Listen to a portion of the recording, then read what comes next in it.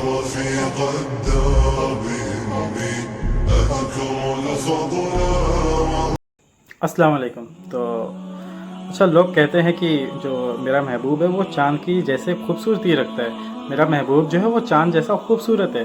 मेरा महबूब खूबसूरत है चाँद जैसा। ये अल्फाज लोग इतना मतलब मशहूर किए हैं कि भाई मेरा महबूब है चाँद जैसा खूबसूरत है। ठीक है, तुम्हारा महबूब होगा चाँद जैसा खूबसूरत, हमें क्या करना तुम्हारे महबूब से। जो हमारा महबूब है, वो जो हमारा महबूब है वो चाँद से ज़्यादा खूबसूरत। कैसे? हदीस शरीफ में आता है। हदीस शरीफ में क्या आता है? जब हमने उसका मुताला किया, हदीस शरीफ में आता है, हज़रत जाबिर इब्न सुमरा रज़ियल्लाहु ताला अन्हु फरमाते हैं कि जब मैं नबी करीम सल्लल्लाहु ताला अलैहि वसल्लम की खिदमत में वहाँ बैठा हुआ था, और फिर मैंने क्या देखा, नबी करीम सल्लल्लाहु ताला अलैहि वसल्लम के जो हुस्न जमाल थे, फिर हमने क्या देखा कि चाँदनी रात थी। फिर मैं एक दफ़ा नबी करीम सल्लल्लाहु ताला अलैहि वसल्लम की तरफ देखता, मैं एक दफ़ा नबी करीम सल्लल्लाहु ताला अलैहि वसल्लम की तरफ देखता, फिर दूसरी दफ़ा चाँद को देखता, फिर हुजूर को देखता, फिर चाँद को देखता, फिर हुजूर को, फिर चाँद को। मतलब कि ये चला। फिर क्या हुआ कि नबी करीम सल्लल्लाहु ताला अलैहि वसल्लम लाल कलर का, लाल रंग का कपड़ा पहने हुए थे। और फिर मैंने फ़ैसला किया कि मेरे हुजूर सल्लल्लाहु ताला अलैहि वसल्लम चाँद से ज़्यादा खूबसूरत हैं, क्योंकि चाँद में दाग होता है, मेरे हुजूर में ऐसा कोई दाग नहीं, मेरे हुजूर में ऐसा कोई ऐब नहीं। इसलिए मेरे जो हुजूर हैं वो चाँद से ज़्यादा खूबसूरत हैं। और फिर अब इसी पे मेरे आला हज़रत फ़ाज़िल बरेलवी रहमतुल्लाहि ताला अलैह बोल उठे कि वो कमाल हुस्न हुजूर है कि गुमान नक्शे जहाँ नहीं, वो कमाल हुस्न हुजूर है कि गुमान नक्शे जहाँ नहीं, यही फूल खार से दूर हैं, यही शम्मा है कि दुआ नहीं। अल्लाहु अकबर, सुभान अल्लाह। मतलब कि जब मेरा बरेली का इमाम अपनी कलम चलाता है हुजूर की शान में, तो फिर उसके आगे फिर कोई कितना भी बड़ा शायर हो, कोई कितना भी बड़ा दीवाना हो हुजूर का, वो बस पानी भरता दिखेगा। हुजूर की शान मेरे आला हज़रत के जैसा कोई बयान नहीं कर सकता।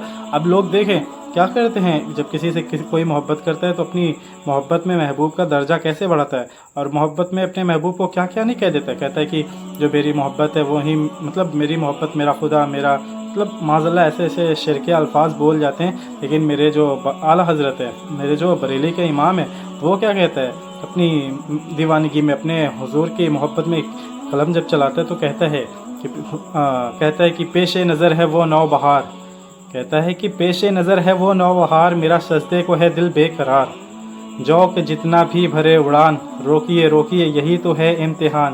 अल्लाह अकबर। मतलब कि मोहब्बत ऐसी कि हुजूर को सजदा करने का भी दिल हो, लेकिन नहीं, रोको रोको, यही तो है इम्तिहान।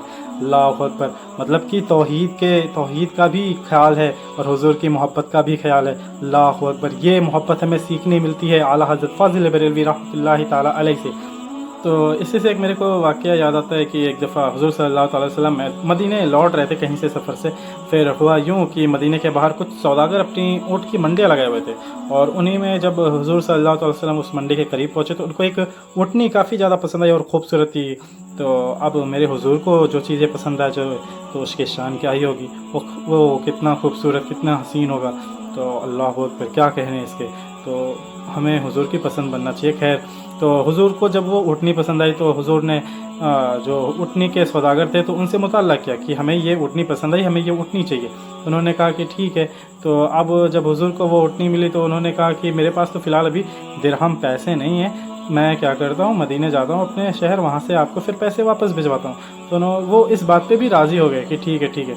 अब फिर क्या हुआ कि लोग जब वो चले गए तो फिर क्या हुआ कि लोग जब अपने काम में फिर से लग गए तो जो सौदागर थे उनका जो मालिक आता कहता कि जो वो ऊँटनी थी, खूबसूरत ऊँटनी थी, वो कहाँ गई।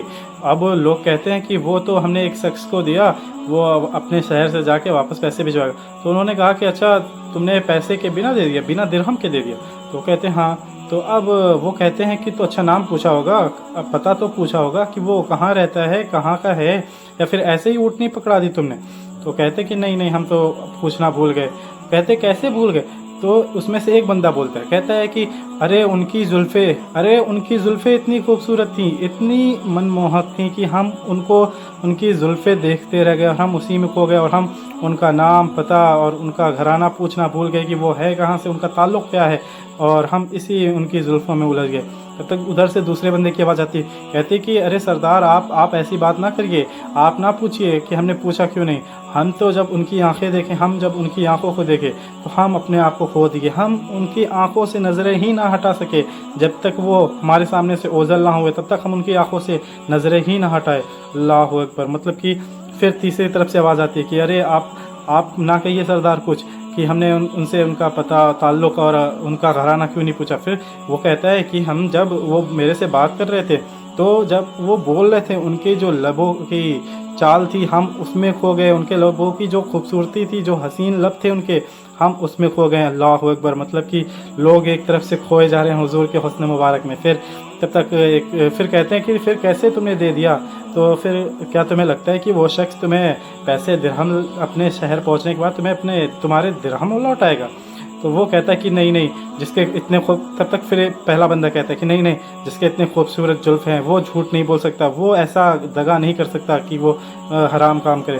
پھر تب تک دوسری طرف سے آ جاتی کہتی ہے کہ جس کی اتنی خوبصورت آنکھیں ہیں وہ کیسے ایسا کر سکتا ہے، وہ دھوکہ نہیں دے سکتا۔ پھر جو تیسرا بندہ کہتا ہے کہ نہیں، اس کے جو ہونٹ ہیں میں نے دیکھا اتنے خوبصورت ہونٹ کبھی جھوٹ نہیں بول سکتے، بے شک وہ پیسے لوٹائے گا، میں اس کی ضمانت دیتا ہوں۔ تب تک پیچھے سے ایک خیمے کی آڑ سے ایک عورت کی آواز آتی ہے، خاتون کی آواز آتی ہے، کہتی ہے کہ میں ضمانت دیتی ہوں کہ وہ جھوٹ نہیں بول رہا ہے، وہ سچ بول رہا ہے، وہ پیسے تمہیں لوٹائے گا، درہم لوٹائے گا۔ تو اس نے کہا کہ تو کس بات کی ضمانت دیتی، تو نے تو دیکھا بھی نہیں۔ تو اس نے کہا کہ تو نے تو دیکھا ہی نہیں۔ تو عورت کہتی نہیں، میں نے دیکھا ہے، جب یہ پردے کی کیا کہتے ہوا کے جھونک سے یہ پردہ اڑا میں نے دیکھا اس کے جو چہرہ، اس نے کہا حسن، میں نے اس کے حسن مبارک کو دیکھا، ایسا حسن والا کبھی جھوٹ نہیں بول سکتا، میں اس کی ضمانت دیتی ہوں کہ وہ تمہیں پیسے لا کے دے گا، تمہیں پیسے درہم پہنچائے گا۔ پھر اس کے بعد کچھ وقت بعد کیا ہوتا ہے کہ صحابہ کرام پیسے لے کے آتے ہیں، اور پھر جب پیسے دیتے ہیں تو انہوں نے کہا کہ جب تم اپنے شہر پہنچ گئے تھے تو تم چاہو تو پیسے نہیں دے سکتے ہو؟ سردار نے کہا کہ جب تم اپنے شہر پہنچ گئے تھے تو تم چاہو کہ اب خوشی سے زندگی جیو، پیسے کیا دینے کی ضرورت تھی کہ بھیا ہاں چلو ٹھیک ہے اب تو وہ تو گیا چھوڑ دو، لیکن تم نے پیسے کیوں؟ کہا کہ وہ جو میرے حضور ہیں وہ اس دنیا میں عدل کرنے کے لیے آئے ہیں، نہ کہ وہ ناانصافی، کسی کا حق کھانے کے لیے نہیں بلکہ دوسروں کا حق دینے کے لیے آئے ہیں۔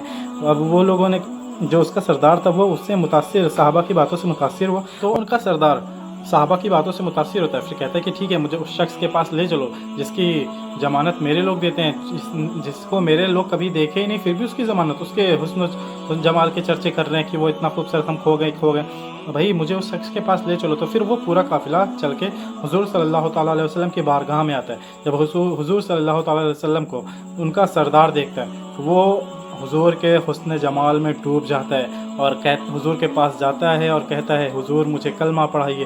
تو حضور کہتے ہیں پڑھ لا الہ الا اللہ محمد رسول اللہ صلی اللہ تعالیٰ علیہ وسلم۔ تو وہ پورا کا پورا قافلہ کلمہ پڑھتا ہے اور مسلمان ہو جاتا ہے۔ پھر وہ جب مدینے سے لوٹتا ہے تو وہ پورا قافلہ مسلمان ہو کے لوٹتا ہے۔ اور اسی پہ ہم نے ایک حدیث شریف مطالعہ کیا، اور اس حدیث میں آیا کہ حضرت عمرو ابن عاص رضی اللہ تعالیٰ عنہ فرماتے ہیں کہ اگر کوئی مجھ سے کہہ دے کہ نبی کریم صلی اللہ تعالیٰ علیہ وسلم کے حسن جمال کا تذکرہ کرو، بیان کرو، تو مجھ میں اتنی طاقت نہیں کہ میں حضور صلی اللہ تعالیٰ علیہ وسلم کے حسن جمال کا بیان کر سکوں، تذکرہ کر سکوں، کیونکہ حضور صلی اللہ تعالیٰ علیہ وسلم کے جمال جہاں آرا کے چمک دمک کے سبب، حضور صلی اللہ تعالیٰ علیہ وسلم کے جمال جہاں آرا کے چمک دمک کے سبب میں نے حضور صلی اللہ تعالیٰ علیہ وسلم کو کبھی جی بھر کے دیکھا ہی نہیں، آنکھیں بھر کے دیکھا ہی نہیں۔ ان کا کہنے کا مطلب یہ کہ میں اگر ان کی زلفیں دیکھتا تو زلفوں پہ اٹک جاتا، آنکھیں دیکھتا تو آنکھوں پہ اٹک جاتا، لب دیکھتا تو لبوں پہ اٹک جاتا، اگر ان کے بازو دیکھتا تو بازو پہ اٹک جاتا۔ مطلب کہ حضور کے ایک ایک جسم کے حصے کو دیکھتے ہیں وہ وہیں اٹک جاتے ہیں، اس لیے وہ حضور صلی اللہ تعالیٰ علیہ وسلم کے جسم مبارک کا حسن و جمال کا وہ تذکرہ نہیں کر سکتے۔ اللہ اکبر، کیا کہنے، سبحان اللہ۔ تو اگر آپ کو حضور صلی اللہ تعالیٰ علیہ وسلم کے ایسے ہی سیرت اور ان کے حسن و جمال کا تذکرہ سننا ہے تو ویڈیو کو زیادہ سے زیادہ شیئر کریں اور سبسکرائب کریں، لائک شیئر کمنٹ۔ جزاک اللہ خیر۔